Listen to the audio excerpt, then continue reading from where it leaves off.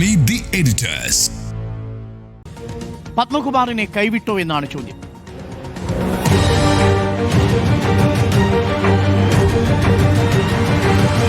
ലോന്നാരാ പറഞ്ഞു? സ്മൃതി പത്മകുമാറിനെ കൈവിട്ടിരിക്കുന്നു തൽക്കാലം എന്നുള്ളത് തന്നെയാണ് ഇപ്പോൾ നമ്മൾ മനസ്സിലാക്കേണ്ടത്. കാരണം പല നേതാക്കളുടെയും പ്രതികരണങ്ങളിൽ തന്നെ അത് വ്യക്തമാണ്.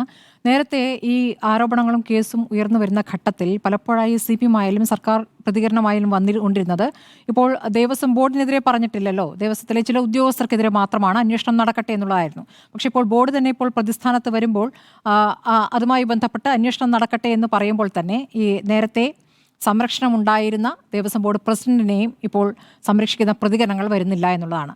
പത്മകുമാർ CPM-ന്റെ ഒരു പ്രധാനപ്പെട്ട നേതാവ് തന്നെയായിരുന്നു. CPM-ന്റെ മുഖ്യമന്ത്രി പിണറായി വിജയന്റെ ഏറ്റവും അടുത്ത ബന്ധമുള്ള അത്രയും ക്ലോസ് ആയിട്ടുള്ള ഒരു നേതാവ് തന്നെയായിരുന്നു. നമുക്കറിയാവുന്ന പോലെ യുവതീ പ്രവേശവുമായി ബന്ധപ്പെട്ട അന്ന് അദ്ദേഹമാണ് ദേവസ്വം ബോർഡ് പ്രസിഡന്റ്. യുവതീ പ്രവേശത്തിൽ അദ്ദേഹത്തിന് മറ്റൊരു വ്യത്യസ്ത നിലപാടായിരുന്നു. യുവതീ പ്രവേശം പാടില്ല എന്ന നിലപാടായിരുന്നു. അപ്പോൾ അദ്ദേഹം പലപ്പോഴും അത് പരസ്യമായി പറയുകയും സർക്കാർ നിലപാടിന് വിരുദ്ധമായി പ്രതികരിക്കുകയും ചെയ്തപ്പോൾ സർക്കാരിനെ അന്ന് അത് ബുദ്ധിമുട്ടിലാക്കിയിരുന്നു. അതിനുശേഷം ചില പ്രതികരണങ്ങൾ മുഖ്യമന്ത്രിയിൽ നിന്ന് തന്നെ അന്ന് വന്നിരുന്നതായി ഓർക്കുന്നു.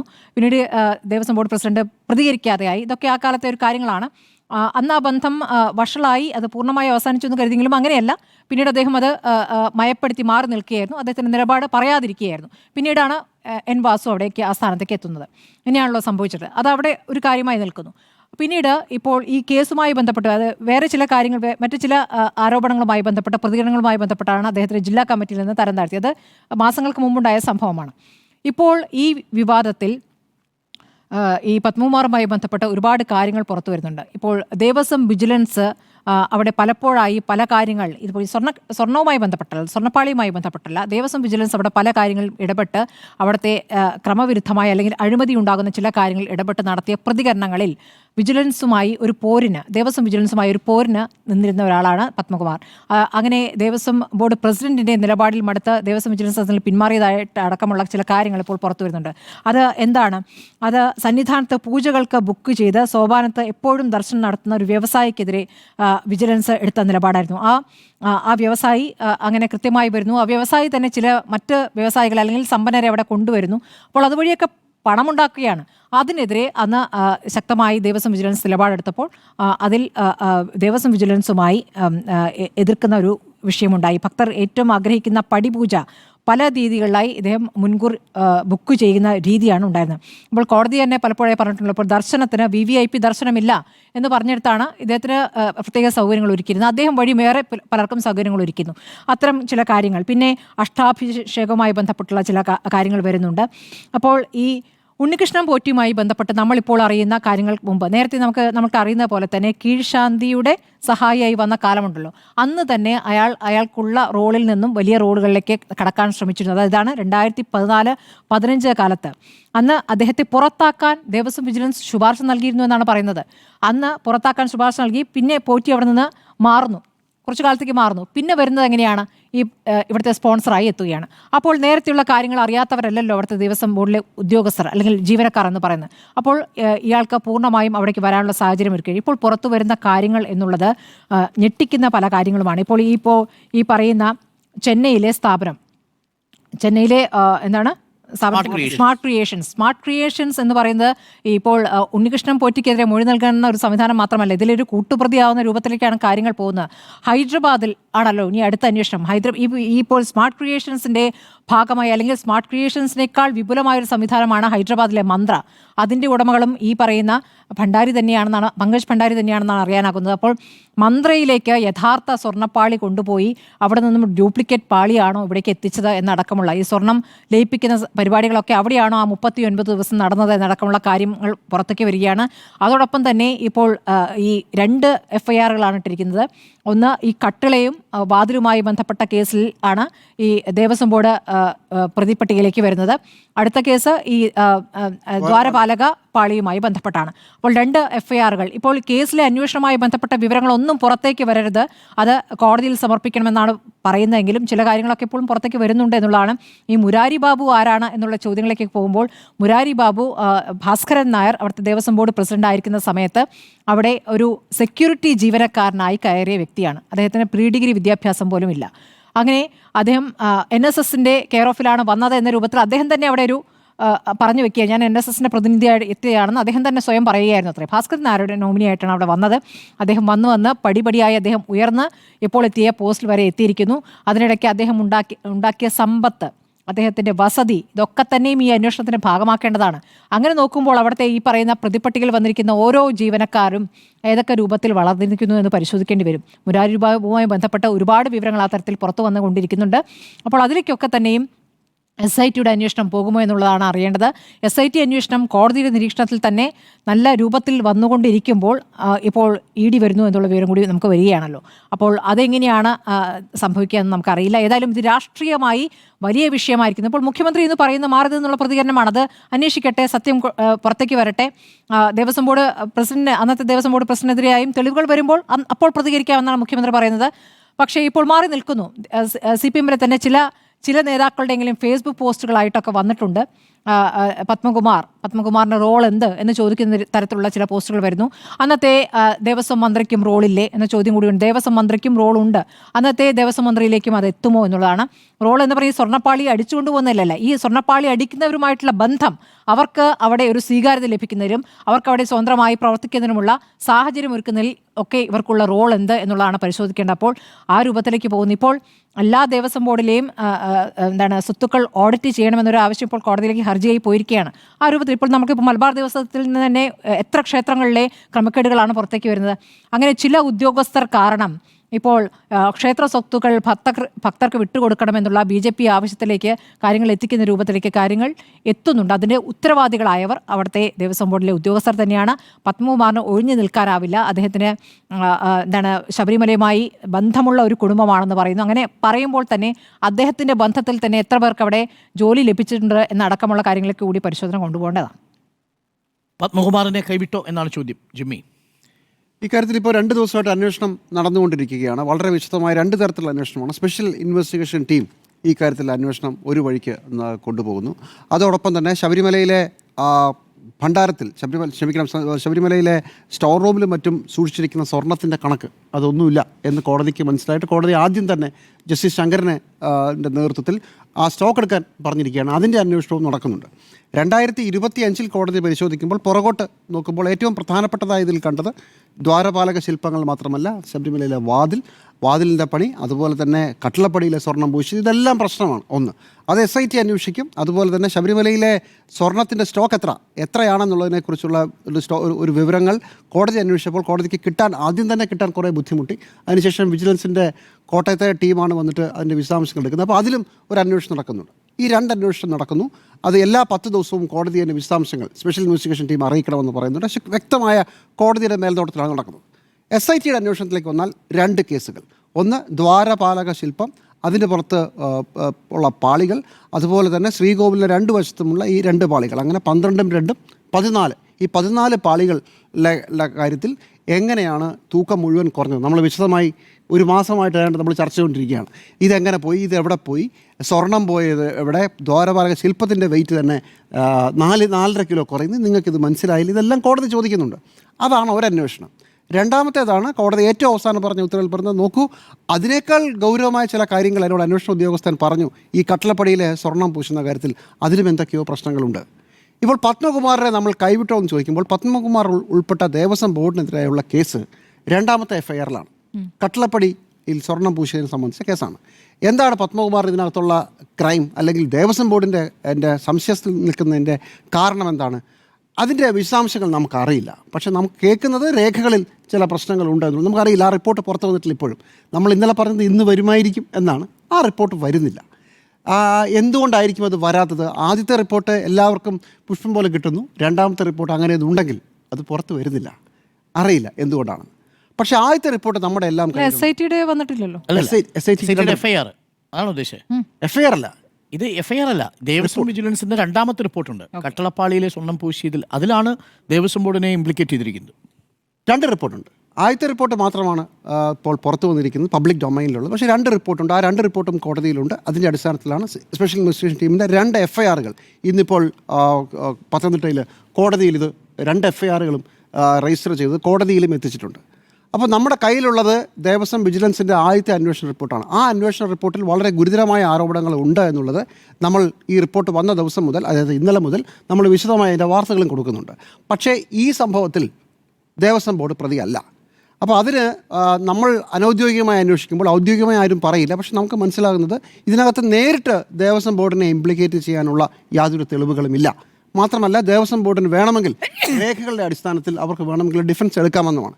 എനിക്കതിൽ സംശയമുണ്ട്. അതുകൊണ്ടാണ് ഈ റിപ്പോർട്ട് വളരെ വിദഗ്ധമായി ഈ റിപ്പോർട്ടിൻ്റെ അടിസ്ഥാനത്തിൽ FIR എടുക്കുമ്പോൾ തിരുവിതാംകൂർ ദേവസ്വം ബോർഡിനെ ഒഴിവാക്കി എന്ന് സംശയിക്കാനാണ് എനിക്ക് തോന്നുന്നത്. അതിനുള്ള കാരണം ഇപ്പോൾ ഏറ്റവും കൂടുതൽ പ്രധാനപ്പെട്ട ഒരു വില്ലൻ പരിവേഷത്തിൽ നിൽക്കുന്ന മുരാരി ബാബുക്ക് കഴിഞ്ഞാൽ ജയശ്രീ എന്ന് പറയുന്ന ഉദ്യോഗസ്ഥയാണ്. ജയശ്രീ എന്ന് പറഞ്ഞ ഉദ്യോഗസ്ഥയാണ് ഇതിനകത്ത് ഒരു ഗംഭീരമായിട്ടുള്ള ഒരു ഫ്രോഡ് കാണിച്ചത് എന്ന് പറയുന്നുണ്ട്. അതിൻ്റെ അടിസ്ഥാനം കോടതിയിലെ ഈ പറയുന്ന ഇൻവെസ്റ്റിഗേഷൻ റിപ്പോർട്ടിലെ പോയിന്റ് നമ്പർ 4-ലാണുള്ളത്. അതായത് ഇത് ദേവസ്വം ബോർഡിൻ്റെ മിനിറ്റ്സാണ് വിജിലൻസിൻ്റെ അന്വേഷണ സംഘം പറഞ്ഞത്. ദേവസ്വം കമ്മീഷണറുടെ ശുപാർശ പ്രകാരം ശബരിമല ശ്രീകോവിലിൻ്റെ കതകിന് ഇരുവശത്തുമുള്ള ദ്വാരപാലകരിൽ പൊതിഞ്ഞ ചെമ്പ് തകിടം തന്നെയാണ് ദേവസ്വം ബോർഡിൻ്റെ റിപ്പോർട്ട് എന്നുള്ളത് ആദ്യം ശ്രദ്ധിക്കുക. ചെമ്പ് തകിടുകൾ എന്ന് തന്നെയാണ് ദേവസ്വം ബോർഡിൻ്റെ ഔദ്യോഗികമായ മിനിറ്റ്സിൽ രേഖപ്പെടുത്തിയിരിക്കുന്നത്. ചെമ്പ് തകിടുകളിൽ അറ്റകുറ്റപ്പണി പൂർത്തിയാക്കി സ്വർണം പൂശുന്നതിനും കൂടാതെ ശ്രീകോവിലിലെ തെക്ക് വടക്ക് മൂലയിൽ പൊതിഞ്ഞിട്ടുള്ള ചെമ്പ് തകിടുകളിൽ അറ്റകുറ്റപ്പണി പൂർത്തിയാക്കി അവിടെയും സ്വർണം പൂശുന്നതിനും ഇതുൾപ്പെടെയുള്ള ജോലികൾ ശ്രീ ഉണ്ണികൃഷ്ണൻ പോറ്റി ബാംഗ്ലൂർ എന്ന ഭക്തൻ്റെ പൂർണ്ണ ചിലവിലും ഉത്തരവാദിത്തത്തിലും ശാസ്ത്രവിധി പ്രകാരം തിരുവാഭരണം കമ്മീഷണറുടെ മേൽനോട്ടത്തിൽ പൂർത്തിയാക്കുന്നതിന് അനുവാദം നൽകുന്നു. ഒന്ന്, ഇദ്ദേഹത്തിൻ്റെ സ്പോൺസർ, ഇതിൻ്റെ പണം കൊടുക്കുന്നയാൾ ഉണ്ണികൃഷ്ണൻ പോറ്റിയാണ്. അതോടൊപ്പം ഒരു വാക്കുകൂടിയുണ്ട്, അയാളുടെ ഉത്തരവാദിത്വമായിരിക്കും. പക്ഷേ അയാൾ ചെയ്യണം. ഉത്തരവാദിത്വം എന്ന് പറഞ്ഞാൽ അതായിരിക്കണമല്ലോ. പണം കൊടുക്കുക മാത്രമല്ല, നിങ്ങൾക്കൊരു ഉത്തരവാദിത്വം കൂടിയുണ്ട്. ഇപ്പോൾ ഞാനൊരു പന്ത് കളി സ്പോൺസർ ചെയ്യുന്നു പറഞ്ഞാൽ ഞാൻ പണം കൊടുക്കുന്നു. അതിനൊപ്പം ഞാനാണ് നടത്തിപ്പുകാരൻ എന്നുകൂടിയാണ് ഇതിനകത്ത് പറയുന്നത്. അപ്പം ഞാനാണ് സ്പോൺസർ, ഉണ്ണികൃഷ്ണൻ പോറ്റിയാണ് സ്പോൺസർ, ഉണ്ണികൃഷ്ണൻ പോറ്റിയാണ് അതിൻ്റെ ഉത്തരവാദിത്വവും, അതായത് നടത്തിപ്പുകാരനും അദ്ദേഹം തന്നെയാണ്. പക്ഷേ ദേവസ്വം കമ്മീഷണറുടെ തിരുവാഭരണം കമ്മീഷണറുടെ മേൽനോട്ടത്തിൽ വേണം. ഇതാണ് ആ ഓർഡർ. അപ്പോൾ ഇതിൻ്റെ അർത്ഥം ഇത് ഉണ്ണികൃഷ്ണൻ പോറ്റിക്ക് കൊടുക്കണ്ട എന്നാണ്, ഉണ്ണികൃഷ്ണൻ പോറ്റിക്ക് കൊടുക്കണമെന്നാണ്. അതാണല്ലോ നമ്മുടെ സംശയം. അപ്പോൾ എന്നിട്ട് പറയുന്നു, അതേസമയം ജയശ്രീ, തിരുവിതാംകൂർ ദേവസ്വം ബോർഡിന് വേണ്ടി സെക്രട്ടറി ജയശ്രീ ഇതിനകത്ത് എഴുതുമ്പോൾ ശ്രീ ഉണ്ണികൃഷ്ണൻ പോറ്റിക്ക് സ്വർണം പൂശുന്നതിനായി കൈമാറണം എന്നുകൂടെ എഴുതി ചേർത്തു. ഉണ്ണികൃഷ്ണൻ പോറ്റിക്ക് സ്വർണം പൂശുന്നതിനായി കൈമാറണം എന്ന് എഴുതി ചേർത്തതിനകത്ത് ഒരു ദുരുദ്ദേശമുണ്ട്. അതുകൊണ്ടാണ് ഉണ്ണികൃഷ്ണൻ പോറ്റി ഇത് കൊണ്ടുപോയത്. അതുകൊണ്ട് ജയശ്രീക്കെതിരെ ഗുരുതരമായ അവർ സമാധാനം പറയണം, ഇവർക്കെതിരെ അച്ചടക്ക നടപടി സ്വീകരിക്കണം എന്നാണ് പറയുന്നത്. എൻ്റെ സംശയം, ഈ രണ്ട് ദേവസ്വം ബോർഡിൻ്റെ മിനിറ്റ്സിനും ഇതിനും തമ്മിൽ എന്താണ് കാര്യമായ വ്യത്യാസം? ഉണ്ണികൃഷ്ണൻ പോറ്റി എന്ന ഭക്തൻ്റെ പൂർണ്ണ ചെലവിലും ഉത്തരവാദിത്വത്തിലും എന്ന് പറഞ്ഞാൽ അദ്ദേഹം തന്നെയല്ലേ അത് ചെയ്യേണ്ടത്? പൈസ കൊടുക്കുക മാത്രമല്ല അയാളുടെ ജോലി എന്ന് പറയുന്നുണ്ട്. ഒപ്പം തിരുവാഭരണം കമ്മീഷണറുടെ മേൽനോട്ടം വേണമെന്ന് പറയുന്നു. അതിവിടെയുണ്ട്. ശ്രീകൃഷ്ണൻ പോറ്റിക്ക് സ്വർണം പൂശുന്നതിന് കൈമാറുന്നതിനും തിരുവാഭരണം കമ്മീഷണറുടെ മേൽനോട്ടത്തിൽ സ്വർണം പൂശുന്നതിനും. അപ്പോൾ ഉത്തരവാദിത്വം എന്നുള്ളതിൻ്റെ വേറൊരു ടേമായി സ്വർണം പൂശുന്നതിന് കൈമാറണം എന്ന് എഴുതി വെച്ചതാണ്. ഇവർ രണ്ടുപേരും ഈ രണ്ട് കടലാസും രണ്ട് ഉത്തരവും വായിച്ചാൽ രണ്ടും ഒരേ അർത്ഥത്തിലാണെന്നാണ് മനസ്സിലാക്കുന്നത്. അങ്ങനെയല്ലേ മനസ്സിലാക്കേണ്ടതുള്ളൂ. പക്ഷേ ഈ കേസിൽ ജയശ്രീയാണ് ഇതിനകത്ത് ഉത്തരവാദി. ഈ മിനിറ്റ്സ് രേഖപ്പെടുത്തിയ ദേവസ്വം ബോർഡ് ഇതിനകത്ത് ഉത്തരവാദിത്തമില്ല, പ്രതിയല്ല. രണ്ട് കാരണങ്ങൾ. ഒന്ന്, ചെമ്പ് തകിടെന്ന് എഴുതി വെച്ചത് ദേവസ്വം ബോർഡ് കൂടിയാണ്. രണ്ട്, ഉണ്ണികൃഷ്ണൻ പോറ്റിക്ക് ഇതിനകത്ത് ഉത്തരവാദിത്വമുണ്ട്. പൈസ കൊടുക്കുന്നത് മാത്രമല്ല, ഉത്തരവാദിത്വമുണ്ട് എന്ന് എഴുതി വച്ചിരിക്കുന്നു. അതുതന്നെയല്ലേ ജയശ്രീ വേറൊരു വരിയിൽ അതിൻ്റെ പ്രാക്ടിക്കൽ ടേംസിൽ എഴുതി വെച്ചത്. ഇനി ഒരു വാദത്തിന് ഞാൻ ഇങ്ങനെ തന്നെയാണ് ഉറച്ചു വിശ്വസിക്കുന്നത്. അങ്ങനല്ല, രണ്ട് കൂട്ടരും ഉദ്ദേശിച്ചത് ഒന്ന് തന്നെയാണ്. അതിന് യാതൊരു സംശയവും വേണ്ടെന്നാണ് ഞാൻ വിചാരിക്കുന്നത്. എന്നിട്ടും എന്തുകൊണ്ടാണ് ദേവസ്വം ബോർഡിനെ ഈ ആദ്യത്തെ FIR നിന്ന് ഒഴിവാക്കിയത്? ഇത് വളരെ കൃത്യമായി ദേവസ്വം ബോർഡിനെ രക്ഷിച്ചെടുക്കാനുള്ളൊരു ശ്രമമാണ് എന്ന് ഞാൻ സംശയിക്കുന്നു. രണ്ടാമത്തെ കേസിൽ എന്തുകൊണ്ട് പത്മകുമാറും അദ്ദേഹത്തിൻ്റെ കൂടെയുള്ള ആളുകളും പ്രതി ആയി എന്ന് ചോദിച്ചാൽ അത് രേഖകൾ വരണം. കുറച്ചുകൂടെ കാര്യമായി വേറെ എന്തെങ്കിലും കണ്ടുപിടിച്ചിട്ടുണ്ടോ എന്ന് നമുക്കറിയില്ല. പക്ഷേ ദേവസ്വം ബോർഡിനെ ഒഴിവാക്കിയാൽ കോടതിയുടെ മേൽനോട്ടത്തിൽ എല്ലാ 10 ദിവസവും അന്വേഷണ വിവരം അറിയിച്ചു കൊണ്ടുപോകുന്ന ഒരു കേസാണ്. അപ്പോൾ അതുകൊണ്ട് ഒരു കാരണവശാലും ഒഴിവാക്കാൻ പറ്റാത്ത ഒരു ഘട്ടത്തിൽ രണ്ടാമത്തെ FIRൽ അവരെ ഉൾപ്പെടുത്തേണ്ടി വന്നു. ആദ്യത്തെ FIRൽ വളരെ വിദഗ്ധമായി ഒഴിവാക്കി എന്നുമാണ് ഞാൻ കരുതുന്നത്. മുഖ്യമന്ത്രി എന്ന് പറഞ്ഞൊരു കാര്യമുണ്ട്, നമുക്ക് അവസാനം വിലങ്ങ് വെച്ച് ആരൊക്കെയാണ് പോകുന്നതെന്ന് നമുക്ക് നോക്കാം എന്ന് മുഖ്യമന്ത്രി പറഞ്ഞിട്ടുണ്ട്. അതിൻ്റെ അർത്ഥം എന്താണെന്ന് എനിക്ക് മനസ്സിലായില്ല. ആരൊക്കെ അവസാനം FIRൽ പ്രതികളായവർ പിന്നീട് പ്രതിയായിക്കണമെന്നൊന്നുമില്ല. ചിലപ്പോൾ കൂടുതൽ പ്രതികൾ വരികയും ചെയ്യാം. ഇനി ഒരു വാദത്തിന് രണ്ടും തിരുവിതാംകൂർ ദേവസ്വം ബോർഡിൻ്റെ മിനിറ്റ്സിൽ രേഖപ്പെടുത്തിയതും ജയശ്രീ എന്ന സെക്രട്ടറി രേഖപ്പെടുത്തിയത് രണ്ടാണെന്ന് തന്നെ കരുതുക. ഒരു കാരണവശാലും ഇയാൾക്ക് ഇത് ഇളക്കിക്കൊണ്ട് സന്നിധാനത്തിന് പുറത്തേക്ക് പോകാൻ അനുവാദം ഉണ്ടായിരുന്നില്ല. അതല്ല ഞങ്ങൾ ഉദ്ദേശിച്ചത്. അതാണല്ലോ അദ്ദേഹം പറയുന്നത്. എനിക്കറിയില്ല എന്നാണല്ലോ പറയുന്നത്. ശരി, അങ്ങനെയാണെങ്കിൽ 39 ദിവസം ശബരിമലയിലെ ദ്വാരപാലക ശില്പങ്ങൾ തകിടില്ലാതെ, സ്വർണ്ണ നിറമില്ലാതെ, കറുത്ത നിറത്തിൽ 2 ശില്പങ്ങൾ ഇവിടെ നിൽപ്പുണ്ട്. 39 ദിവസം. അതിനിടയ്ക്ക് ഒരു പ്രാവശ്യം നട തുറന്നിട്ടുമുണ്ട്. പോറ്റി, തന്ത്രി, അതുപോലെയുള്ള ഉദ്യോഗസ്ഥർ, ഇവരാരും, ഞങ്ങൾക്ക് ആർക്കും ഇതിനകത്ത് പങ്കില്ലെന്ന് ഇവരൊക്കെ കാണുന്നതല്ലേ. അപ്പോൾ ഇത് പുറത്തേക്ക് പോയി എന്നുള്ളത്, പുറത്തേക്ക് പോകാനാണ് തീരുമാനിച്ചതെന്നുള്ളത്, അതിനനുസരിച്ചാണ് കൊണ്ടുപോയി എന്നുള്ളത് എല്ലാവർക്കും അറിയാവുന്നതാണ്. ദേവസ്വം ബോർഡ് അംഗങ്ങൾക്കറിയില്ലേ? ഞങ്ങൾക്കറിയില്ല എന്ന് ഇപ്പോൾ എങ്ങനെയാണ് പറയുന്നത്? നിങ്ങൾ അങ്ങനെ എഴുതിയില്ല. ശരി, ജയശ്രീയാണ് അങ്ങനെ എഴുതിയത്. പക്ഷേ ജയശ്രീ എഴുതിയത് കൊണ്ട് മാത്രമാണിത് പോയതെങ്കിലും പിന്നീടും ആ തകിടുകൾ അവിടെ ഇല്ലല്ലോ. പോയല്ലോ 39 ദിവസം. ഈ തകിടില്ലാത്ത ദ്വാരപാലക ശില്പങ്ങളുടെ മുമ്പിലാണല്ലോ നട തുറന്നത്. അല്ലെങ്കിൽ നിങ്ങളൊക്കെ അവിടെ ഉള്ളതല്ലേ? തന്ത്രിയില്ലേ? ഉദ്യോഗസ്ഥരില്ലേ? ദേവസ്വം ബോർഡ് സംവിധാനങ്ങളില്ലേ? അപ്പോൾ അതറിഞ്ഞില്ലേ? അപ്പോൾ ഈ റിപ്പോർട്ടിൽ ഈ ഭാഗത്ത് തിരുവിതാംകൂർ ദേവസ്വം ബോർഡിനെ അവിടെ ഒഴിവാക്കിയതിനകത്ത് ഒരു സമർത്ഥമായൊരു നീക്കമുണ്ട് എന്ന് ഞാൻ കരുതുന്നു. എന്നിട്ട് ഏറ്റവും അവസാനം ഈ റിപ്പോർട്ടിൽ തന്നെ, പക്ഷേ ഇതൊക്കെയാണെങ്കിലും ഇതിൻ്റെ ഉത്തരവാദിത്തത്തിൽ നിന്ന് ദേവസ്വം ബോർഡിന് ഒഴിഞ്ഞു മാറാനാവില്ലെന്നും ഉദ്യോഗസ്ഥരുടെ മാത്രം വീഴ്ചയായി ഇതിനെ കണക്കാക്കാനാവില്ലെന്നും ഏറ്റവും അവസാനം വളരെ ജനറലായി പറഞ്ഞു വെച്ചിട്ടുണ്ട്. വളരെ ജനറലായി പറഞ്ഞു വെച്ചിട്ടുണ്ടെങ്കിൽ ഇതിനപ്പുറം എന്താണ്? സ്വർണം മോഷ്ടിച്ചു എന്ന് പറയണോ? അതില്ലല്ലോ. അപ്പോൾ സ്പെസിഫിക്കായ ചില കാരണങ്ങൾ, ചില വിഷയങ്ങൾ വരുമ്പോൾ അവിടെ ദേവസ്വം ബോർഡിനെ കുറ്റപ്പെടുത്താതിരിക്കുകയും, എന്നാൽ റിപ്പോർട്ടിൻ്റെ അവസാനം മൊത്തത്തിൽ ഉണ്ട് എന്ന് പറയുന്നതിനകത്ത് എനിക്കൊരു സംശയമുണ്ട്. ഉണ്ണികൃഷ്ണൻ പോറ്റി ഒന്നാം പ്രതിയാകുന്ന, ഒരുപാട് ഉദ്യോഗസ്ഥർ പ്രതിയാകുന്ന ഈ സംഭവത്തിൽ ദേവസ്വം ബോർഡിനെ രണ്ടാമത്തെ FIR ഉൾപ്പെടുത്തുകയും ആദ്യത്തെ FIR ഉൾപ്പെടുത്താതിരിക്കുകയും ചെയ്തതിനകത്ത് എനിക്കൊരു സംശയമുണ്ട്. രക്ഷിച്ചെടുക്കാനുള്ളൊരു ശ്രമമാണോ, വളരെ ദുർബലമായ ഒരു കേസാണോ ബിൽഡ് ചെയ്യാൻ പോകുന്നതെന്ന് ഒരു സംശയം എനിക്ക് തോന്നുന്നു. അതിനൊരു കാരണം കൂടെയുണ്ട്. തിരുവിതാംകൂർ ദേവസ്വം ബോർഡ്, ഏത് ദേവസ്വം ബോർഡായാലും, ഇപ്പോഴത്തെ ദേവസ്വം ബോർഡായാലും കഴിഞ്ഞ ദേവസ്വം ബോർഡായാലും, അത് ഈ സർക്കാർ നിയമിച്ച ദേവസ്വം ബോർഡാണ്. ഈ ദേവസ്വം ബോർഡിനെ ഈ കാര്യത്തിൽ അവസാനം പ്രതിയാക്കി കോടതിയിൽ കുറ്റപത്രം സമർപ്പിക്കുക എന്ന് പറഞ്ഞാൽ അതിൻ്റെ രാഷ്ട്രീയ പ്രത്യാഘാതം വളരെ വലുതായിരിക്കും. 3 CPM ഇടതുമുന്നണി നിയമിച്ച 3 അംഗങ്ങൾ ഈ കേസിൽ പ്രതിയായി വരിക എന്ന് പറഞ്ഞാൽ അതിൻ്റെ പ്രത്യാഘാതം വളരെ വലുതായിരിക്കും. ഒന്നാമത്തെ FIR അതുകൊണ്ട് തന്നെ 2019 ദേവസ്വം ബോർഡിനെ ഒഴിവാക്കിയതിൽ എനിക്ക് സംശയമുണ്ട്. പൂർണ്ണമായും പത്മകുമാറിനെ ഒഴിവാക്കി എന്ന് ഞാൻ കരുതുന്നില്ല. ഒരു പക്ഷേ ഇപ്പോൾ കേസിൽ പത്മകുമാർ പ്രതിയാണ് എന്ന ഒരു പൊതു മെസ്സേജ് വന്നതുകൊണ്ട് ഒരു പക്ഷേ CPM നേതാക്കൾക്കും CPM അണികൾക്കും അങ്ങനെ ഒരു മെസ്സേജ് ആയിരിക്കാം കിട്ടിയത്. പക്ഷേ ശരിക്കുള്ള ഉദ്ദേശം അങ്ങനെ ആയിക്കൊള്ളണം എന്നില്ല. എനിക്കൊരു സംശയമുള്ളത്, ഇപ്പോൾ ജിമ്മി പറഞ്ഞതിൽ ഞാൻ എൻ്റെ അഭിപ്രായത്തിലേക്ക് വരുന്നതിന് മുമ്പ്, ഇതിൽ ദേവസ്വം മിനിറ്റ്സിലെ 77 നമ്പർ അജണ്ട പ്രകാരം എടുത്ത ബോർഡ് തീരുമാനത്തിന് കാരണമായ കത്ത് എഴുതിയിരിക്കുന്നത് ആരാണ്?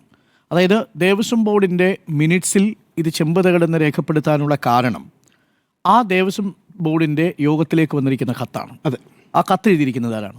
ദേവസ്വം കമ്മീഷണറാണ്. അതെ. ദേവസ്വം കമ്മീഷണർ എഴുതിയിരിക്കുന്ന കത്തിൽ അത് സ്വർണ്ണപ്പാളിയിൽ നിന്നാണോ ചെമ്പപ്പാളികളിൽ നിന്നാണോ? അതല്ലേ ദേവസ്വം ബോർഡ് ഡിസ്കസ് ചെയ്യുക ആ കത്തിന്റെ അടിസ്ഥാനത്തിൽ. അപ്പോൾ ദേവസ്വം വിജിലൻസിൽ പറഞ്ഞിരിക്കുന്നത് എന്താ? ദേവസ്വം കമ്മീഷണർക്ക് വേണ്ടി ഡെപ്യൂട്ടി ദേവസ്വം കമ്മീഷണർ ദേവസ്വം സെക്രട്ടറിക്ക് നൽകിയ കത്തിന്റെ അടിസ്ഥാനത്തിൽ കൂടിയ ബോർഡ് മീറ്റിംഗിലാണ് ആ തീരുമാനം എടുക്കുന്നത്. അപ്പോൾ ദേവസ്വത്തിന്റെ അന്നത്തെ എക്സിക്യൂട്ടീവ് ഓഫീസറായ സുധീഷ് കുമാറും അഡ്മിനിസ്ട്രേറ്റീവ് ഓഫീസറായിരുന്ന മുരാരി ബാബുവും അന്ന് ദേവസ്വം കമ്മീഷണറായിരുന്ന ബൈജുവും ചേർന്ന് നടത്തിയ ഒരു മാറ്റം, അതായത് തന്ത്രി പറഞ്ഞ സ്വർണ്ണപ്പാളിയിൽ നിന്ന് അത് ചെമ്പ് തകിടായിട്ട് മാറിയത്, അതാണ് ദേവസ്വം ബോർഡിന്റെ മുന്നിൽ വരുന്നത്. ആ കത്തിന്റെ അടിസ്ഥാനത്തിലാണ് മീറ്റിംഗ്. അതിന്റെ പുറത്താണ് ആ തീരുമാനം. അപ്പോൾ ആ തീരുമാനമെടുത്തതിന് ഉത്തരവാദിത്വം ദേവസ്വം ബോർഡിന് കൊടുക്കാൻ കഴിയില്ല. അതായത് കത്ത് കൊടുത്തത് ആരാണോ അവരാണ് ഇതിന് ഉത്തരവാദി. നിങ്ങൾ അങ്ങനെയാണല്ലോ, നിങ്ങളൊരു സർക്കാർ ഉദ്യോഗസ്ഥർ അങ്ങനെയാണല്ലോ ഫയൽ സമർപ്പിക്കുന്നത്. ആ ഫയലിൽ നോട്ട് എഴുതിയ ഉദ്യോഗസ്ഥർക്കാണ് അതിനകത്ത് റെസ്പോൺസിബിലിറ്റി ഉള്ളത്. കാരണം ദേവസ്വം ബോർഡിനല്ല ആ തിരുവാഭരണം അടക്കമുള്ള സന്നിധാനത്തെ ഒരാഭരണത്തിൻ്റെയും കസ്റ്റോഡിയൻഷിപ്പ്. അത് തിരുവാഭരണം കമ്മീഷണർക്കാണ്. തിരുവാഭരണം കമ്മീഷണറാണ് അതിന് ലൈബിളായിത്തീരുന്നത്. അദ്ദേഹത്തിൻ്റെ മേൽനോട്ടത്തിൽ വേണം അത് നടത്താൻ എന്നാണ് മിനിറ്റ്സിൽ പറഞ്ഞിരിക്കുന്നത്. ആ ഭാഗമുണ്ടല്ലോ, അതായത് ദേവസ്വം കമ്മീഷന്റെ ശുപാർശ പ്രകാരം താങ്കൾ വായിച്ചതുപോലെ ഈ ജോലികൾ ശ്രീ ഉണ്ണികൃഷ്ണൻ പോറ്റി ബാംഗ്ലൂർ എന്ന ഭക്തന്റെ പൂർണ്ണ ചെലവിലും ഉത്തരവാദിത്തത്തിലും ശാസ്ത്രവിധി പ്രകാരം തിരുവാഭരണം കമ്മീഷണറുടെ മേൽനോട്ടത്തിൽ പൂർത്തിയാക്കുന്നതിന് അനുവാദം നൽകി എന്നാണ് പറഞ്ഞിരിക്കുന്നത്. ഇളക്കിയെടുത്തു കൊടുക്കുക എന്ന് പറയുന്നതോ ഇത് ചെന്നൈയിലേക്ക് ഒറ്റയ്ക്ക് കൊടുത്തു വിടണം എന്നുള്ളതോ ഇതിൽ നിന്ന് വായിച്ചെടുക്കാൻ കഴിയില്ല. എൻ്റെ മറുപടി ഇതാണ്. ഇതിനകത്ത് ഇനിയിപ്പോൾ അവിടെ ഓട്ട് തകിടാണ് ഈ മുരാരി ബാബുവും സുധീഷ് കുമാറും എഴുതി വെച്ചു എന്ന് കരുതുക. ഓട്ട് തകിടാണെന്ന് പറഞ്ഞാൽ നിങ്ങളുടെ ദേവസ്വം ബോർഡിലേക്ക് ഈ സാധനം വരുമ്പോൾ എല്ലാ ദിവസവും എല്ലാവരും കാണുന്നതല്ലേ? ഇത് സ്വർണം പൂശിയ തകിടാണ്. തന്ത്രി പറയുന്നു സ്വർണം പൂശിയ തകിടാണ്. തന്ത്രിക്ക് അറിയാമെന്ന് സ്വർണം പൂശിയ തകിടാണ്. ദേവസ്വം ബോർഡ് അംഗങ്ങൾക്ക് അറിയില്ലായിരുന്നു. ഒന്ന്. അപ്പോൾ ഇത് വരുമ്പോൾ ആരെങ്കിലും എഴുതി വെച്ചാൽ നിങ്ങളുടെ ഭാഗത്തുനിന്ന് എക്സിക്യൂട്ടീവ് ഓഫീസർ ദേവസ്വം മനസ്സിലായി. ആരെഴുതി വെച്ചാലും നിങ്ങൾ എല്ലാ ദിവസവും കാണുന്നതാണ്, നിങ്ങൾക്ക് ഈ കഥയൊക്കെ അറിയാവുന്നതാണ്. അവിടുത്തെ വലിയ സമയത്ത് എങ്ങനെ കഥകൾ അറിയാൻ ഞാൻ പറഞ്ഞു അല്ലല്ല, നിങ്ങളുടെ തന്ത്രി പറയല്ലേ, തന്ത്രി പറഞ്ഞ കത്തില്ലല്ലോ യോഗത്തിൽ. അല്ലല്ല, തന്ത്രിയാണ് ഇത് ഒറിജിനേറ്റ് ചെയ്യുന്നത്. അത് ഒറിജിനേറ്റ് ചെയ്ത കത്ത് മാറ്റിയതാരാണ്? കേട്ടില്ല. ഒറിജിനേറ്റ് ചെയ്ത ദേവസ്വം തന്ത്രിയുടെ കത്ത് മാറ്റിയത് മുരാരി ബാബു. തന്ത്രിക്ക് അറിയാമല്ലോ. തന്ത്രി ദേവസ്വം ബോർഡിൽ ഇല്ലല്ലോ. തന്ത്രിക്ക് അറിയാമല്ലോ. ആണല്ലോ, ശരി. അപ്പോ ഇവിടെ വരുമ്പോ ഈ വരുന്ന ചെമ്പ് തകിട് എന്ന് സ്വർണം പൂശിയ തകിട് എന്നുള്ളത് ചെമ്പ് തകിടെന്ന് എഴുതി വെച്ച് നിങ്ങൾക്ക് മനസ്സിലായില്ല. ശരി, ആയിക്കോട്ടെ, അത് ഞാൻ സമ്മതിച്ചു. പക്ഷേ അത് മനസ്സിലാവേണ്ടതായിരുന്നു, അതിൻ്റെ ഉത്തരവാദിത്വം നിങ്ങൾക്കുണ്ട്. എന്ന് മാത്രമല്ല, അതിൻ്റെ സ്വർണ്ണമൊക്കെ പോയി എന്ന് ആദ്യം പത്മകുമാർ പറയുകയും പിന്നീട് അങ്ങനല്ല ഞാൻ പറഞ്ഞെന്ന് പറയുകയും ചെയ്തു. 1-ാം തീയതിയാണ് അദ്ദേഹത്തിൻ്റെ ഇതിന് റിയാക്ഷൻ വരുന്നത്. അതാണ് പിന്നെ പറഞ്ഞത്. അതൊന്നുമല്ല, നമ്മളെടുത്താണ്, നമ്മുടെ ബൈറ്റാ അത്. ഇവിടെയുണ്ട്, ചെമ്പ് തകിടാണെന്നാണ് പറഞ്ഞത്. പിന്നെ പറഞ്ഞു ഞാൻ അങ്ങനെ പറഞ്ഞിട്ടില്ല എന്ന് പറഞ്ഞു. അത് പോട്ടെ. പക്ഷേ ഇത് മനസ്സിലാക്കാൻ അവിടെയുള്ള എല്ലാവർക്കും അറിയാം ഇത് സ്വർണം പൂശിയ തകിടാണെന്ന്. എന്ന് മാത്രമല്ല, കോടതി ചോദിക്കുന്നുണ്ടല്ലോ, ഇത് അവിടെ 98-ൽ സ്വർണം പൂശിയ തകിടാണെന്നുള്ളത് എല്ലാവർക്കും അറിയാവുന്ന കാര്യമാണ്. നിങ്ങൾക്കിത് മനസ്സിലായില്ല, അതിലെനിക്ക് സംശയമുണ്ട്. 1. 2, ശ്രീ ഉണ്ണികൃഷ്ണൻ പോറ്റിയുടെ ഉത്തരവാദിത്വത്തിലും പൂർണ്ണ ചെലവിലും, ഉത്തരവാദിത്വം എന്നുള്ളതിൻ്റെ അർത്ഥം ഇവരതിനെ ജയശ്രീ അതിനെ സ്വർണം പൂശുന്നതിന് കൈമാറണം എന്നെഴുതി. അത് ഞാൻ മനസ്സിലാക്കുന്ന ഉത്തരവാദിത്വം എന്ന് പറഞ്ഞാൽ അതിൻ്റെ ഒരു വ്യാഖ്യാനമാണ്. ഇനി ആ വ്യാഖ്യാനം അല്ലെന്നിരിക്കട്ടെ, ഞങ്ങളെ ബോർഡ് ഇത് പുറത്ത് കൊണ്ടുപോകാൻ പറഞ്ഞിട്ടില്ല. അതാണ് പത്മകുമാർ ഇപ്പോൾ പറയുന്നത്. ഞങ്ങൾ അങ്ങനെ പറഞ്ഞിട്ടില്ല. 39 ദിവസം ഇത് സന്നിധാനത്തില്ല. അപ്പോൾ ഇത് എവിടെ പോയി? ഇത് അറിയണ്ടേ, ഇത് അന്വേഷിക്കണ്ടേ?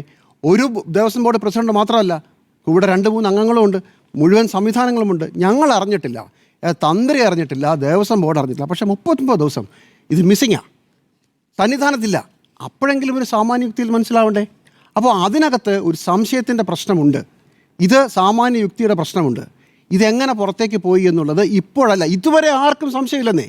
39 ദിവസം ഇത് മിസ്സിംഗ് ആയിട്ട് അവിടെ ആർക്കും ഒന്നും തോന്നുന്നു. ഇതൊക്കെ തിരിച്ചു കൊണ്ടുവന്ന് ഫിറ്റ് ചെയ്തു, എല്ലാം ഗംഭീരമായി. എന്ന് മാത്രമല്ല, നമുക്കറിയാമല്ലോ, ഈ തകിട് ചങ്ങനാശ്ശേരിയിൽ വലിയ ആഘോഷമായിട്ട് കൊണ്ടുവരുമ്പോൾ ദേവസ്വം ബോർഡ് പ്രസിഡന്റ് അവിടെ ഉണ്ട്. ഈ തകിടല്ലത്, അത് കട്ടളപ്പാളി.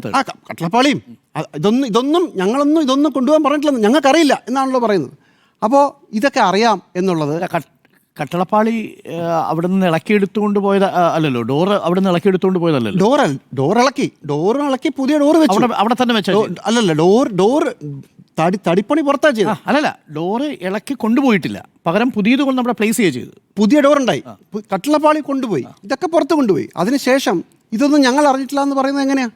അപ്പോൾ ഇതിനകത്ത് 39 ദിവസം അവിടെ മിസ്സിംഗ് ആയ ഒരു സാധനത്തെക്കുറിച്ച് ഞങ്ങൾ പറഞ്ഞിട്ടില്ല എന്ന് പറഞ്ഞാൽ, നിങ്ങൾക്ക് പറയാതിരിക്കാൻ മാത്രമല്ല, നിങ്ങൾ പറയാത്ത ഒരു കാര്യം നടന്നിട്ടുണ്ടെങ്കിൽ ഇത് എന്തു പറ്റി അതാണ് അതിനകത്ത് വീഴ്ച. പക്ഷേ എഫ്ഐആറിൽ ഒരു പ്രതി ചേർക്കാൻ മാത്രമുള്ളത് ഈ നിലവിലുള്ള ദേവസ്വം വിജിലൻസിന്റെ റിപ്പോർട്ട് പ്രകാരമുണ്ടോ എന്നുള്ള കാര്യത്തിലാണ് സംശയം. രണ്ടാമത്തെ നമുക്കറിയില്ല, രണ്ടാമത്തതിനകത്ത് ഒരു പക്ഷേ ഗുരുതരമായ കണ്ടെത്തൽ. പക്ഷേ ഇത് വളരെ വ്യക്തമാണ്, ഞങ്ങൾക്ക് അറിയില്ല എന്ന് നമുക്ക് പറയാൻ പറ്റില്ല. 39 ദിവസം ഇറ്റ് വാസ് മിസ്സിംഗ്. അല്ല, അത് കേസെടുക്കുന്നതിന് പര്യാപ്തമല്ലല്ലോ. കാരണം കേസെടുക്കുന്നതിന് നിങ്ങൾ സ്വർണ്ണപ്പാളി എന്ന് എഴുതിയത് ചെമ്പുപാളിയാക്കിയത് ദേവസ്വം ബോർഡല്ല, അത് എഴുതിയത് ഉത്തരവാദികൾ ഉദ്യോഗസ്ഥരാണ്.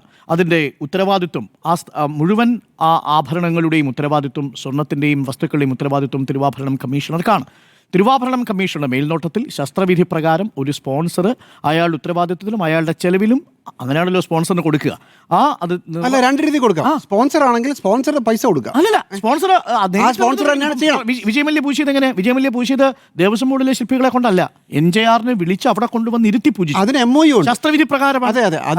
അത് അത്രയും വലിയ ക്വാണ്ടിറ്റി ആണ്. അങ്ങനെയല്ല സംഭവിച്ചിരിക്കുന്നത്. ഇവിടെ സ്പോൺസർഷിപ്പ് മിനിറ്റ്സ് ഉണ്ട്, അതിന് MOU ഉണ്ട്, എല്ലാ സാധനവും ഉണ്ട്. ഇതിനകത്തെ പ്രശ്നം ഞങ്ങൾ അറിഞ്ഞില്ല എന്ന് ഇപ്പോൾ പത്മകുമാർ പറയുമ്പോൾ ഞാൻ പറഞ്ഞത് ഈ മിനിറ്റ്സിൽ നമ്മൾ വായിച്ചെടുക്കുമ്പോൾ ആ മിനിറ്റ്സിന് കാരണമായ റിപ്പോർട്ട് തയ്യാറാക്കിയിരിക്കുന്നത് ഉദ്യോഗസ്ഥരാണെന്നുള്ളതാണ് എന്റെ വാദം. മുരാരി ബാബുവും സുധീഷ് കുമാറും പ്രതികളാവേണ്ടവർ തന്നെയാണ്. പക്ഷെ ദേവസ്വം ബോർഡ് ഇടയ്ക്കിടയ്ക്ക് സ്വർണം പൂശേണ്ടി വരുന്നു എന്നുള്ള ഒരു കാര്യത്തിൽ ഒരു സംശയം തോന്നാതിരിക്കുന്ന ബോർഡിന് വാറണ്ടി എന്ന് പറയുമ്പോൾ ആരാണ് വാറണ്ടി കൊടുക്കുന്നത്? സ്മാർട്ട് ക്രിയേഷൻസ് ആണ്. സ്മൃതി, ഈ കാര്യത്തിൽ തിരുവാഭരണം കമ്മീഷണർക്കുള്ള ഉത്തരവാദിത്വം ഒന്ന്, ദേവസ്വം ബോർഡിനുള്ള ഉത്തരവാദിത്വം ഒന്ന്. തിരുവാഭരണം കമ്മീഷണർക്കാണ് പൂർണ്ണ ചുമതല അവിടെയുള്ള മുഴുവൻ സ്ഥാപന വസ്തുക്കളുടെയും മുഴുവൻ കണക്കുകളുടെയും ഡീറ്റെയിലിംഗ് സൂക്ഷിക്കുക എന്നുള്ളത്. അല്ലാതെ അതാത് വർഷം വരുന്ന ദേവസ്വം ബോർഡ് പൊളിറ്റിക്കൽ അപ്പോയിൻമെന്റ് ആണ്. തിരുവാഭരണം കമ്മീഷണർ അങ്ങനെയല്ല. സ്പെഷ്യൽ കമ്മീഷണർ അങ്ങനെയല്ല, അവരാണ് അതിന് ഉത്തരവാദികൾ. അവർ വന്ന് നാളെ ഒരു കാരണം കുറവുണ്ടെന്ന് കൂടുതലെന്ന് അവർക്ക് പറയാൻ കഴിയില്ല. പറയേണ്ടത് ഇവരാണ്, കണക്കിൽ സൂക്ഷിക്കേണ്ടത്.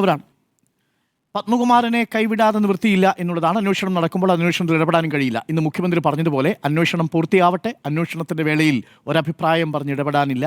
ആ അന്വേഷണം കഴിയുമ്പോൾ ആരൊക്കെ വിലങ്ങുവെച്ച് ജയിലിൽ പോകുമെന്നറിയാം. മുഖ്യമന്ത്രിയുടെ വാക്കുകൾ ഞാൻ വിശ്വസിക്കുകയാണ്. എനിക്ക് പറയാനുള്ളത്, ഈ കേസുമായി ബന്ധപ്പെട്ട് ഇപ്പോൾ അന്വേഷണം നടക്കുന്നതിനിടയിൽ പ്രതിപക്ഷം നാളെ മുതൽ ഒരു വലിയ സമരം തുടങ്ങുന്നുണ്ട്. തുടർച്ചയായി സർക്കാരിനെതിരെ സമരങ്ങൾ തുടങ്ങുമ്പോൾ ഈ ശബരിമലയിലെ സ്വർണ്ണക്കൊള്ളക്കേസ് എങ്ങനെയാണ് പ്രതിപക്ഷം ഒരു ആയുധമാക്കാൻ ശ്രമിക്കുന്നത് എന്നുള്ളതാണ്. അതിൻ്റെ ഒരു രീതിയും അതിൻ്റെ ഒരു യുക്തിയില്ലായ്മയും നമ്മൾ ചർച്ച ചെയ്യേണ്ടതുണ്ട് എന്നാണ് ഞാൻ കരുതുന്നത്. ഈ വിഷയത്തിൽ പ്രതിപക്ഷത്തിൻ്റെ ആവശ്യം എന്താണ്? ഇതിൽ ആരാണോ സ്വർണം കട്ടത് അവരെ പിടികൂടുക എന്നുള്ളതാണ്. ഇതിൽ പ്രതിപക്ഷം ആദ്യം പറഞ്ഞു CBI അന്വേഷണം ആവശ്യമാണ് എന്ന് പറഞ്ഞു. CBI അന്വേഷണം ആവശ്യമാണെന്ന് പറഞ്ഞ് നിയമസഭയിൽ തുടർച്ചയായിട്ട് അവർ പ്രതിഷേധമുണ്ടാക്കി. ആ സമയത്ത് ഹൈക്കോടതിയുടെ സുപ്രധാനമായ വിധി വന്നു. ഒരു SIT കോൺസ്റ്റിറ്റ്യൂട്ട് ചെയ്തു. ഹൈക്കോടതിയുടെ മേൽനോട്ടത്തിൽ SIT രൂപീകരിച്ച് അന്വേഷണം തുടങ്ങുമ്പോൾ അത് CBIക്ക് വിടണം എന്നുള്ളതായിരുന്നു പ്രതിപക്ഷത്തിൻ്റെ ആവശ്യം. CBI എന്ന് മുതലാണ് ഈ പ്രതിപക്ഷം വിശ്വസിച്ചു തുടങ്ങിയത്. CBIയെക്കുറിച്ച് ഈ പ്രതിപക്ഷത്തിൻ്റെ ദേശീയ തലത്തിലെ നേതാക്കളുടെ അഭിപ്രായം എന്താണ്? അപ്പോൾ CBI അന്വേഷണം വേണം എന്നാവശ്യപ്പെട്ടുകൊണ്ടാണോ നാളെ അവർ ഈ പ്രതിഷേധം നടത്താൻ പോകുന്നത്? അതാണ് ഇതിലെ യുക്തിയില്ലായ്മ. കോടതിയുടെ മേൽനോട്ടത്തിൽ SITയുടെ അന്വേഷണം നടക്കുമ്പോൾ എങ്ങനെയാണ് സഭ കൂടി CBI അന്വേഷണം വേണമെന്ന പ്രമേയം പാസ്സാക്കാൻ കഴിയുക? കോടതിയുടെ നിർദ്ദേശാനുസരണം ഒരു അന്വേഷണം പാതി വഴിയിൽ നിൽക്കുമ്പോൾ അന്വേഷണത്തിൻ്റെ കണ്ടെത്തലുകൾ വരുന്നതിന് മുൻപ് എങ്ങനെയാണ് പ്രതിപക്ഷത്തിൻ്റെ ആവശ്യം പരിഗണിക്കാൻ കഴിയുക? യുക്തിസഹമായ ഒരു ആവശ്യമായിരുന്നു അത്. അതാണ് എൻ്റെ ചോദ്യം. ഇനി മുഖ്യമന്ത്രി പറയുന്നത് പോലെ അന്വേഷണം പൂർത്തിയാകുമ്പോൾ ആ അന്വേഷണത്തിൽ തൃപ്തിയില്ലെങ്കിൽ, ഈ അന്വേഷണം ചിലരെ ഒഴിവാക്കിയിട്ടുണ്ടെന്ന് ബോധ്യപ്പെട്ടാൽ ഹൈക്കോടതിയുടെ മേൽനോട്ടത്തിൽ നിന്ന് അന്വേഷണ റിപ്പോർട്ട് വന്നതിനു ശേഷം CBI അന്വേഷണം ആവശ്യപ്പെടുന്നതല്ലേ അതിൻ്റെ യുക്തി? എന്തുകൊണ്ടാണ് അത് ചെയ്യാതെ പോയത്? അതാണ് ഒന്ന്. രണ്ട്, ഇപ്പോഴത്തെ ദേവസ്വം മന്ത്രി രാജിവെക്കണം എന്നുള്ളതാണ് ആവശ്യം. ഇപ്പോഴത്തെ ദേവസ്വം മന്ത്രിക്കെതിരെ കോടതിയുടെയോ ദേവസ്വം വിജിലൻസിൻ്റെയോ എന്തെങ്കിലും പരാമർശമുണ്ടോ? ഏതെങ്കിലും ഒരു പരാമർശം ഈ ദേവസ്വം മന്ത്രിക്കെതിരെയുണ്ടോ? നമുക്ക് 2019 ദേവസ്വം മന്ത്രി ഈ കേസിൽ പരോക്ഷമായ ഉത്തരവാദിയാണെന്ന് പറയാം. കാരണം ദേവസ്വം ബോർഡും ഇതുമായി ബന്ധപ്പെട്ട കാര്യങ്ങളിലും ജാഗ്രതക്കുറവ് വന്നു എന്ന് നമുക്ക് സമ്മതിക്കാം. പക്ഷേ 2025 ദേവസ്വം മന്ത്രി വാസവൻ രാജിവെക്കണമെന്നും ദേവസ്വം പ്രസിഡന്റ് പ്രശാന്ത് രാജിവെക്കണമെന്നും പറയുന്നതിൻ്റെ യുക്തിയും എനിക്ക് എത്ര ആലോചിച്ചിട്ട് മനസ്സിലാവുന്നില്ല. ഉണ്ണികൃഷ്ണൻ പോറ്റിയുടെ കയ്യിൽ അയാൾ ആവശ്യപ്പെട്ടതനുസരിച്ച് ഒറ്റയ്ക്ക് ഈ പാളികൾ കൊടുത്തുവിടാതെ അത് ഉത്തരവാദിത്വപ്പെട്ട ഉദ്യോഗസ്ഥരുടെ സാന്നിധ്യത്തിൽ മാത്രം കൊടുത്തുവിടുകയും അങ്ങനെ കൊടുത്തുവിട്ട് ഇന്ന് ഭദ്രമായി 2 ഗ്രാം സ്വർണം അധികം പൂശി തിരികെ സന്നിധാനത്ത് കൊണ്ടുവച്ചതിൻ്റെ പേരിലാണോ ദേവസ്വം പ്രസിഡന്റ് രാജിവെക്കേണ്ടത്, ദേവസ്വം മന്ത്രി രാജിവെക്കേണ്ടത് എന്നുള്ളതാണ് രണ്ടാമത്തെ ചോദ്യം. ഇതിൻ്റെ പ്രശ്നം എന്തെന്ന് വെച്ചാൽ സർക്കാരിനെതിരെ സമരം ചെയ്യാനുള്ള ഒരു വിഷയം തപ്പി നടക്കുകയായിരുന്നു പ്രതിപക്ഷം. കൊണ്ടുവന്ന എല്ലാ പ്രധാനപ്പെട്ട സമരങ്ങളുടെയും മുനയിടിഞ്ഞു പോകുന്നതാണ് കണ്ടത്. 2ാം ടേം 10 വർഷം ഈ സർക്കാർ പൂർത്തിയാക്കുമ്പോൾ 1ാം പിണറായി സർക്കാരിലോ 2ാം പിണറായി സർക്കാരിലോ ഏതെങ്കിലും ഒരു മന്ത്രിക്കെതിരെ ഏതെങ്കിലും ഒരു അഴിമതി ആരോപണം ഏതെങ്കിലും കോടതി സമക്ഷം തെളിയിക്കാൻ ഈ പ്രതിപക്ഷത്തിന് സാധിച്ചിട്ടില്ല. അന്വേഷണ ഏജൻസി പോകട്ടെ, കോടതിയുടെ മുൻപിൽ ഏതെങ്കിലും ഒരു വിധത്തിൽ, വിജിലൻസിൻ്റെ മുന്നിൽ, ഇനി കേന്ദ്ര അന്വേഷണ ഏജൻസിയുടെ മുന്നിൽ ഏതെങ്കിലും ഒരു മന്ത്രി ഏതെങ്കിലും ഒരു അഴിമതി ചെയ്തു, ഒരു കുറ്റം ചെയ്തിരിക്കുന്നുവെന്ന് തെളിയിക്കാൻ സാധിച്ചിട്ടില്ല. എത്രയെത്ര കേസുകൾ നമ്മൾ കണ്ടു. നോക്കൂ, ഇവിടെയും സംഭവിച്ചിരിക്കുന്നത് അതാണ്. അർത്ഥസത്യങ്ങളെ പൂർണ്ണ അസത്യങ്ങളാക്കി മാറ്റുകയും പൂർണ്ണ സത്യങ്ങളാക്കി മാറ്റുകയും ചെയ്യുന്ന ഒരു ചെപ്പിടി വിദ്യ കുറേ കാലങ്ങളായി നമ്മൾ കാണുന്നുണ്ട്. നമ്മൾ കുറേ കാലമായി ചർച്ച ചെയ്തുകൊണ്ടിരിക്കുന്ന വിഷയമാണ് CMRL എക്സാലോജിക്ക് പണമിടപാടുമായി ബന്ധപ്പെട്ട കേസ്. ഇന്ന് ആ കേസിൻ്റെ അവസ്ഥ എന്താണ്? ആ കേസിൽ SFIO അന്വേഷണം നടക്കുകയാണ് ഒരു പരിധിയിൽ. എത്ര നാളായി അന്വേഷണം തുടങ്ങിയിട്ട് എന്നുള്ളത് പ്രേക്ഷകർ ഓർമ്മിക്കണം.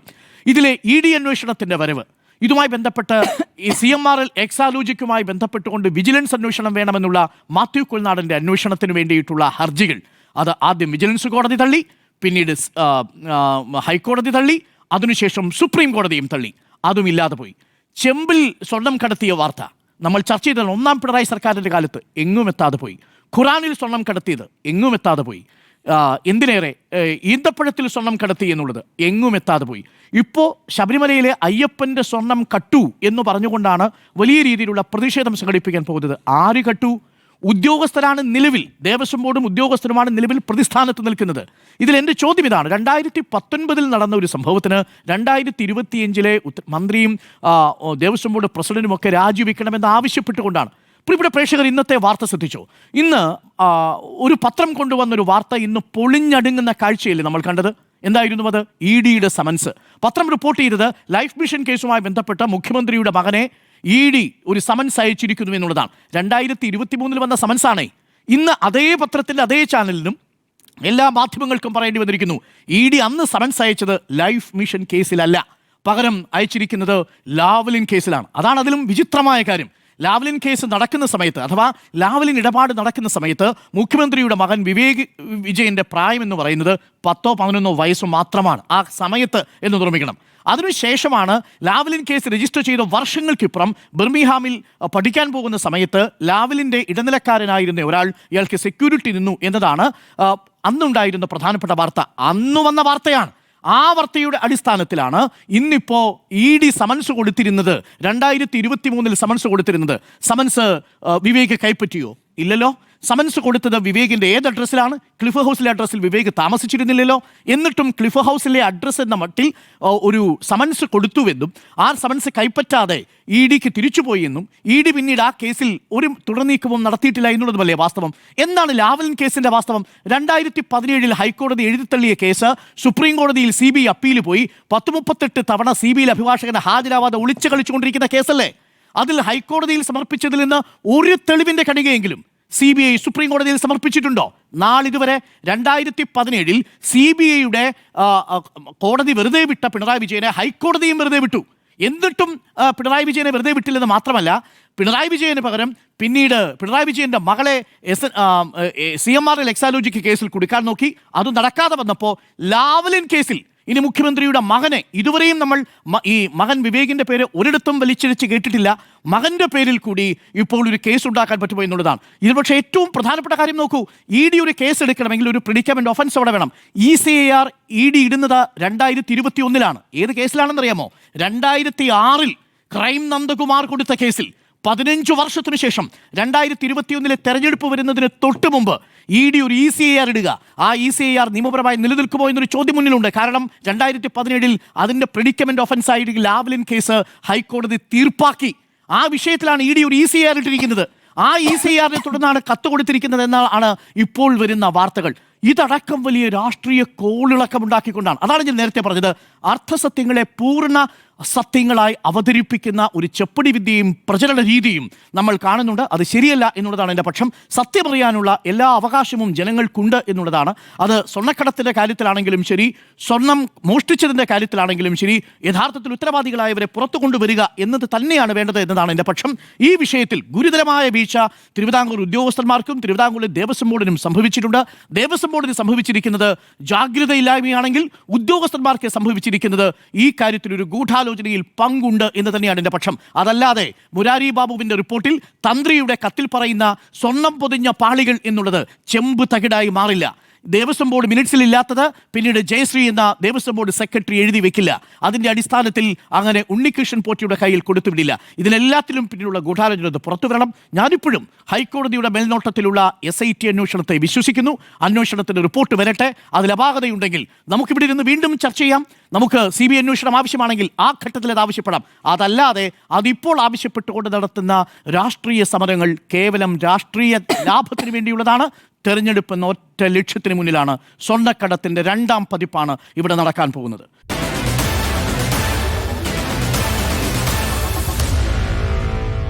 Meet the editors.